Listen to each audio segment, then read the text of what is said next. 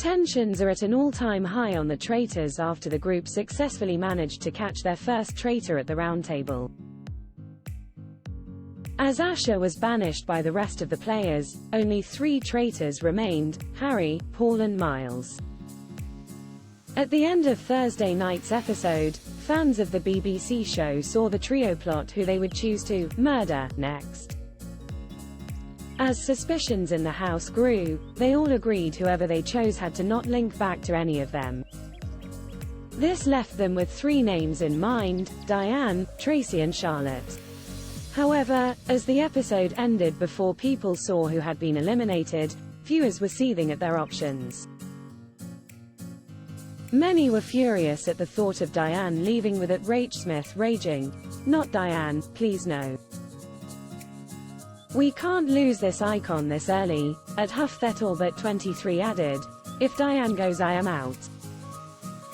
Leave my queen alone." At Cian Times tweeted, "Considering killing Diane. Don't you dare." With at Gunnerselt3 raged, "I swear they better not kill Diane." At Jackatreg_ commented, "If they kill off Diane I won't be responsible for my actions." Social media user at ConfusedEdgelich added, "If Diane gets murdered I can't forgive the traitors I fear." Although the player wasn't chosen to be a traitor in the game, she is keeping a secret from the rest of the group. Last week, it transpired she was playing the game with her son Ross, despite speculation floating around in the house that her son was Paul. If Diane gets murdered, will her son be able to cope without having his #1 confidant? Elsewhere in the show, viewers saw another banishment as ex-military contestant Johnny received the most votes from the group. Admitting to everyone he was a faithful player, Harry seemed to take the news the hardest as he cried over deceiving his friend, knowing all along he wasn't a traitor. Speaking about how he feels to be leaving so early on in the competition, it seems as though the contestant doesn't hold any grudges against the group. He said, "I'm content, I'm happy.